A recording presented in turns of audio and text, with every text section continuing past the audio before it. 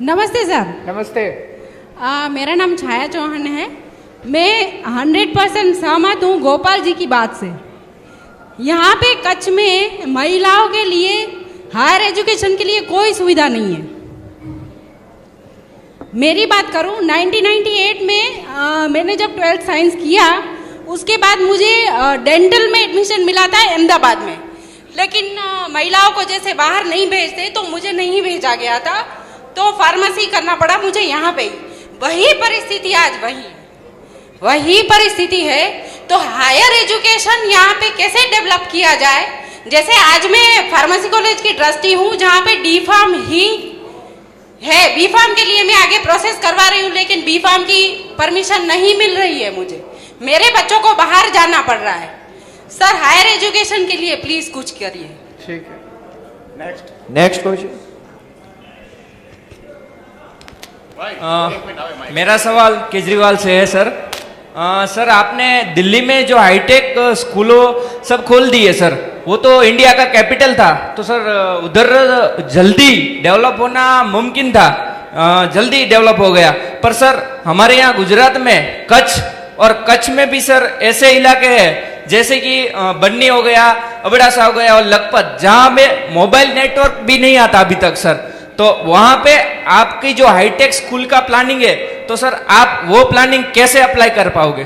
ठीक। नेक्स्ट। एक प्रश्न आया कि दिल्ली तो कैपिटल है, दिल्ली में तो स्कूल ठीक करना आसान था। दिल्ली में भी गुजरात जैसा ही हाल था पहले। 2015 में जब हमारी सरकार बनी, दिल्ली के सरकारी स्कूलों का उतना ही बुरा हाल था जितना आज गुजरात के अंदर है।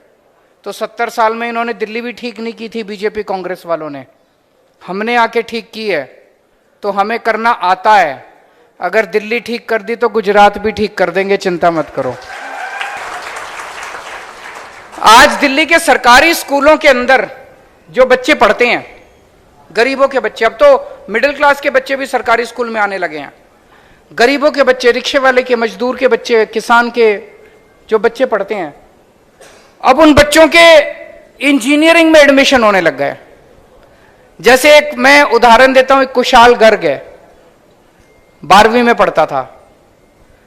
उसके पिताजी कारपेंटर का काम करते हैं, मुश्किल से 8-10 हजार रुपए महीना कमाते हैं। कुशाल गर्ग कहता है कि मैं जब 7-8 साल पहले, जब हमारी सरकार नहीं बनी थी, उसके पहले वो सोच भी नहीं सकता था कि वो कुछ कर पाएगा, क्योंकि स्कूलों का बहुत बुरा हाल था। इस बार कुशाल गर्ग का all India institute of medical sciences में डॉक्टरी में हुआ है, डॉक्टर बनेगा अब कुशाल। ऑल इंडिया इंस्टीट्यूट में एडमिशन मिलना सबसे मुश्किल होता है, पृथ्वी के ऊपर सबसे मुश्किल है। उस लड़के का ऑल इंडिया इंस्टीट्यूट में हुआ, डॉक्टर बनेगा। सोच के देखो, जिस दिन वो डॉक्टर बनेगा उसकी स्टार्टिंग तनख्वाह 3-4 लाख रुपए महीना होगी। आज उसके पिताजी 8,000 रुपए कमाते हैं। तो उनका घर की गरीबी दूर हुई कि नहीं हुई? हो गई ना हुई? एक और बच्चा है, सोमेन करके है शायद, सोमेन गौर, नाम भूल गया मैं। वो बच्चा, उसके पिताजी प्लम्बर का काम करते हैं, वो भी 8-10 हजार रुपए महीना कमाते हैं। उस बच्चे का आईआईटी में कंप्यूटर साइंस में एडमिशन हो गया। मैं भी आईआईटी से पढ़ा हूं, मेरा भी कंप्यूटर साइंस में नहीं हुआ था।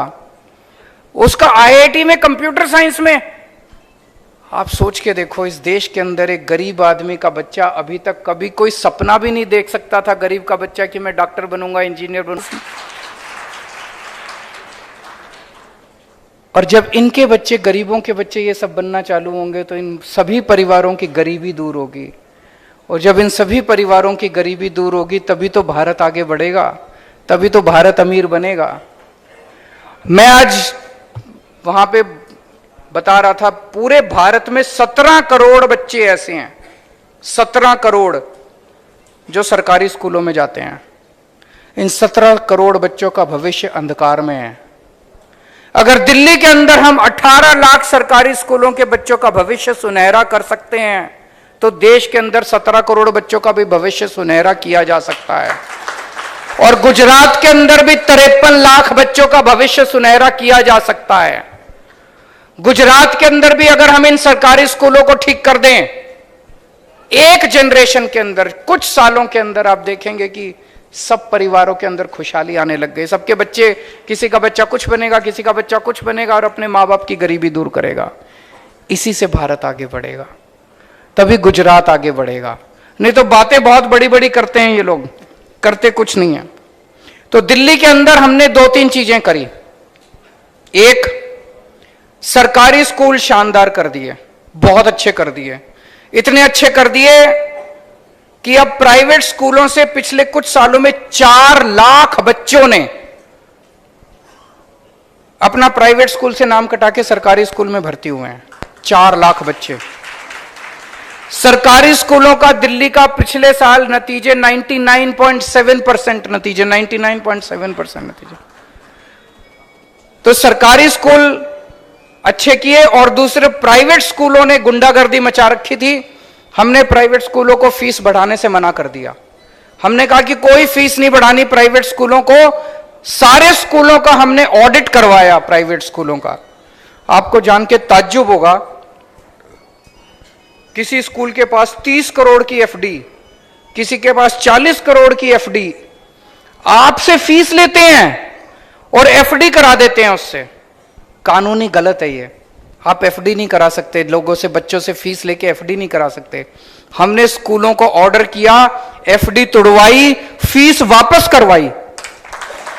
ये भारत के इतिहास में पहली बार हुआ कि बच्चों की फीस वापस हुई, उनके मां बाप के बैंक अकाउंट में पैसे वापस गए कि आपसे ज्यादा पैसे ले लिए थे फीस के आपके।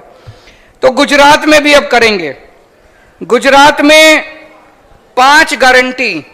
पहली गारंटी, गुजरात में पैदा होने वाले हर बच्चे को फ्री और अच्छी शिक्षा की गारंटी है।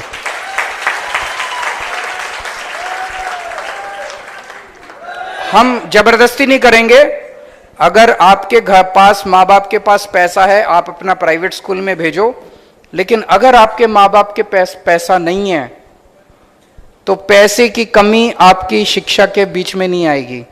आपके बच्चे को अच्छी से अच्छी शिक्षा देंगे, फ्री में अच्छी से अच्छी शिक्षा देंगे, ये हमारी गारंटी है। दिल्ली में करके दिखाया, पंजाब में उसकी तैयारी चल रही है, स्कूल ठीक करने की सारी तैयारी चल रही है पंजाब के अंदर। दूसरी गारंटी, सरकारी स्कूलों को शानदार बनाएंगे और बहुत बड़े स्तर के ऊपर नए सरकारी स्कूल खोलेंगे। अभी कुछ लोग कह रहे थे कि कच्छ में स्कूलों की कमी है, आप चिंता मत कीजिए।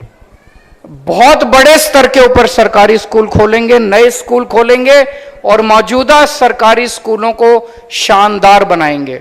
इतने अच्छे बनाएंगे, दिल्ली के स्कूल आप जाके देखिए, प्राइवेट स्कूलों को मात देते हैं दिल्ली के स्कूल। उनका, हमारा सरकारी स्कूलों का इंफ्रास्ट्रक्चर इतना अच्छा हो गया, उनकी शानदार बिल्डिंग, क्लासरूम, उनके डेस्क, ब्लैक बोर्ड, टीचर्स इतने शानदार हो गए कि प्राइवेट स्कूलों में अब कोई जाना नहीं चाहता दिल्ली में। गुजरात में भी ऐसा ही करेंगे, प्राइवेट स्कूलों से शानदार बनाएंगे। तीसरी चीज, सारे प्राइवेट स्कूलों का ऑडिट कराएंगे।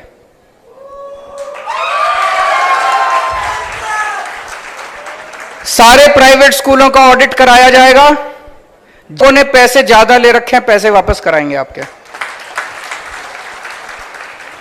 और कोई, किसी भी स्कूल को अगर फीस बढ़ानी है, उसको सरकार से परमिशन लेनी पड़ेगी और किसी भी स्कूल को नाजायज फीस बढ़ाने की इजाजत नहीं दी जाएगी। ये लोग करते हैं ना कि किताबें खरीदनी है तो स्कूल से ही खरीदनी पड़ेगी, यूनिफॉर्म खरीदनी है तो स्कूल से ही खरीदनी। ये पंजाब में भी हमने खत्म कर दिया, दिल्ली में भी खत्म कर दिया। किताबें कहीं से खरीदो, यूनिफॉर्म कहीं से खरीदो। इन्होंने गुंडागर्दी मचा रखी है, अपने स्कूल से खरीदते, वही धंधा बना रखा है। किताबों का भी धंधा बना रखा है, यूनिफॉर्म का भी धंधा। ये बंद करेंगे। दिल्ली में भी बंद कर दिया, पंजाब में भी बंद कर दिया, अब गुजरात में बंद। चौथी गारंटी, बहुत सारे कच्चे टीचर्स घूम रहे हैं कॉन्ट्रैक्ट पे, विद्या साहब, बहुत कच्चे टीचर्स घूम रहे हैं, सबको पक्का करेंगे। टीचर्स को इज्जत मिलेगी, टीचर्स को इज्जत देंगे, सम्मान देंगे, सिक्योरिटी देंगे, उनके जॉब की सिक्योरिटी देंगे, तभी तो वो अच्छा पढ़ाएंगे हमारे बच्चों को। जितनी वैकेंसीज हैं टीचर्स की, वो सारी तो भरेंगे ही भरेंगे, लेकिन मैं समझता हूं कि जितने बड़े स्तर के ऊपर नए स्कूल खोले जाएंगे, बहुत वैकेंसीज निकलेगी टीचर्स की, प्रिंसिपल्स की, बहुत वैकेंसीज निकलेगी, सारी वैकेंसी, बहुत बच्चों को नौकरियां मिलेंगी स्कूलों के अंदर, बहुत स्टाफ को नौकरियां मिलेंगी स्कूलों के अंदर। अगर हमें बच्चों को अच्छी शिक्षा देनी है तो 25 से 30 बच्चों के ऊपर एक टीचर होना चाहिए। उतने बड़े स्केल के ऊपर हम टीचर्स की भर्ती करेंगे। और 5वीं किसी भी टीचर को किसी भी दूसरी कोई ड्यूटी नहीं दी जाएगी। दिल्ली में भी बंद कर दी हमने, पंजाब में भी बंद कर दी हमने। इसके अलावा मुझे बताया गया विद्या सहायक हैं बहुत सारे, उन विद्या सहायकों के बहुत सारे मुद्दे हैं। मुझे बताया गया कि टाइम पे टीईटी नहीं होता, टीएटी नहीं होता, अगर किसी के पास सर्टिफिकेट भी ना हो तो भर्ती नहीं होती, बहुत सारे मुद्दे हैं। मेरी आप लोगों से विनती है, 3 महीने रह गए, जितने विद्या सहायक हैं खूब जम के आम आदमी पार्टी का प्रचार करो। 3 महीने बाद हमारी सरकार बनेगी, आपके सारे मुद्दे ठीक करने की गारंटी मेरी।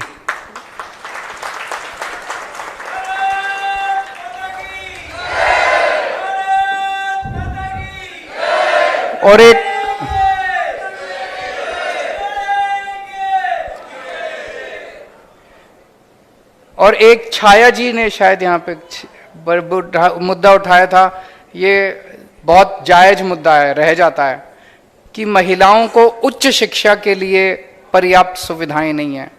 इसके लिए पूरे गुजरात के कोने कोने के अंदर पर्याप्त सुविधाएं और इस रेजिडेंशियल सुविधाएं खोली जाएंगी ताकि हमारी महिलाएं उस वजह से वंचित ना रह सके। इसका पूरा खाका तैयार किया जाएगा।